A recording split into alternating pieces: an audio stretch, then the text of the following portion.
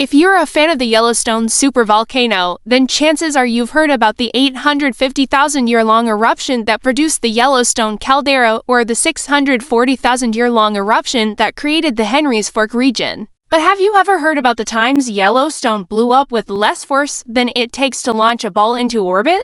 Yellowstone has had many small eruptions throughout its history. So we decided to investigate some of them in order to learn what they might be telling us about tomorrow's eruption. In fact, these small eruptions may be key to understanding what will happen when the big one drops. We humans love to make predictions about everything from our favorite sports teams to the weather outside to the stock market. And it turns out that we're also pretty keen on trying to figure out what the future holds for Yellowstone's supervolcano. We want to know if there'll be another super eruption like the ones that happened hundreds of thousands of years ago. And if so, when will it happen? Now, pinpointing when a super eruption might occur is pretty difficult because they happen, well, rarely. The last one occurred 640,000 years ago. And before that, 850,000 years before that. It's hard to draw conclusions about when the next one will happen based on that kind of timeline. However, researchers do have some clues. Throughout the history of the Yellowstone supervolcano, there have been periods of intense volcanic activity interspersed with millions of years of quiet. These periods of intense activity are known as eruption clusters. During these times, Yellowstone erupts frequently and often violently. Some of these past clusters lasted only a few thousand years, while others lasted tens of thousands of years. And these periods of high volcanic activity seem to come out of nowhere. One moment Yellowstone is quiet and peaceful, and the next it's blowing its top over and over again. In order to get an idea of what the future might hold for Yellowstone, researchers are studying these past eruption clusters. But to understand how these past events might relate to future eruptions, we need to go back to the beginning. We need to talk about the magma chamber. Yellowstone sits atop a magma chamber that stretches more than 200 miles beneath the surface of the North American continent.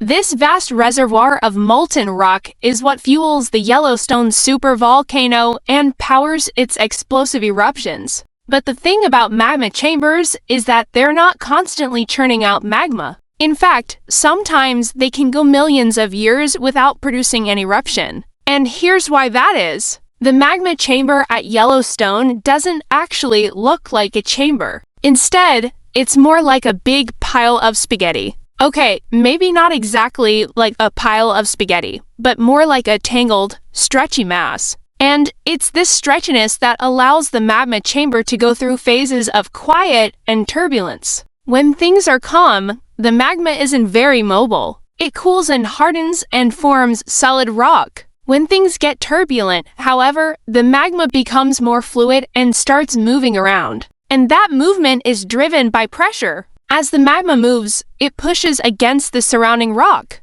If the pressure becomes great enough, the surrounding rock fractures and the pressure is released. And when that happens, the magma moves again, creating a cycle that continues until something blocks the flow of magma. Then the whole thing cools down, and Yellowstone goes back to being dormant. In other words, the balance between the cooling magma and the surrounding rock and the pressure created by the movement of the magma determine whether Yellowstone is erupting or having a rest. And we think that something similar will happen in the future. To figure out how this process might play out during the next eruption, researchers are studying small eruptions that have happened at Yellowstone in recent history. That's right! We're talking about the smallest eruptions, ones that release less energy than it takes to launch a ball into orbit. Now, you might be wondering why we're interested in such small events when we want to predict the next super eruption. Well, it turns out that these small eruptions are the best clues we have about what happens when the big one blows. Here's why. First of all, studying small eruptions helps us learn about the magma that fuels Yellowstone. By analyzing rocks from small eruptions, we can figure out their chemical composition, and that gives us clues about the magma that's stored in the magma chamber. Second, small eruptions give us insights into the plumbing system at Yellowstone. All magma chambers are connected to the surface via pipes called conduits. And these conduits aren't just vertical. They have complex networks of pathways that wind through the chambers and stretch for miles below the surface. Small eruptions can help us map these pathways. Third, small eruptions give us an idea of how the magma chamber behaves when it's not erupting. When Yellowstone is quiet, the magma chamber is cooling and hardening. Studying the small eruptions tells us how fast that happens. Fourth, by studying small eruptions, we can get an idea of how much magma is stored in the magma chamber at any given time. And finally, perhaps most importantly, by studying small eruptions, we can learn about the dynamics of magma as it moves from the chamber to the surface.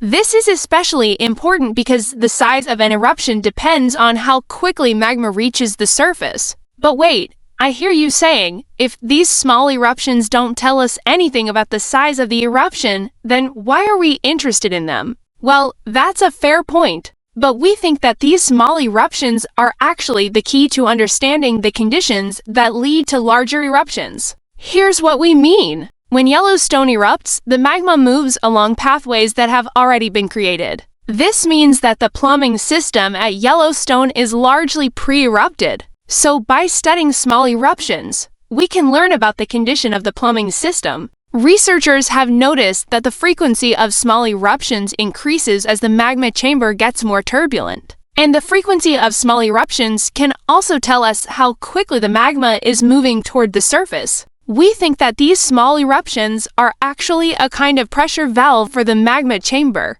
When the pressure in the chamber gets too high, magma erupts at the surface. But if the pressure is lower, then less magma erupts or no magma erupts at all. What's more, we think that these small eruptions may actually trigger larger eruptions. You see, as magma moves through the plumbing system at Yellowstone, it creates fractures in the surrounding rock. Over time, these fractures create weak points in the rock. And when the magma chamber is turbulent, the pressure from the magma is great enough to blow through these weak points. When that happens, a larger eruption occurs. So studying these small eruptions helps us understand how the plumbing system works, how magma moves through it, and how quickly magma reaches the surface. All of that information is critical to predicting when the next big one will happen. It turns out that these small eruptions are like a kind of warning system for the supereruptions. Now, we're still working on putting all of this information together. It's complex and there are a lot of pieces to consider.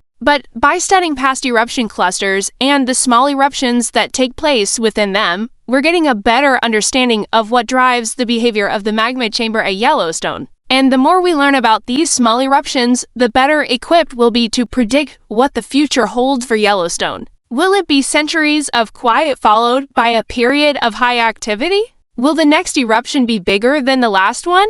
By studying past behavior, we hope to answer these questions and more. And in the meantime, we can rest assured that the next eruption at Yellowstone won't be anything like the last one. Thanks for watching!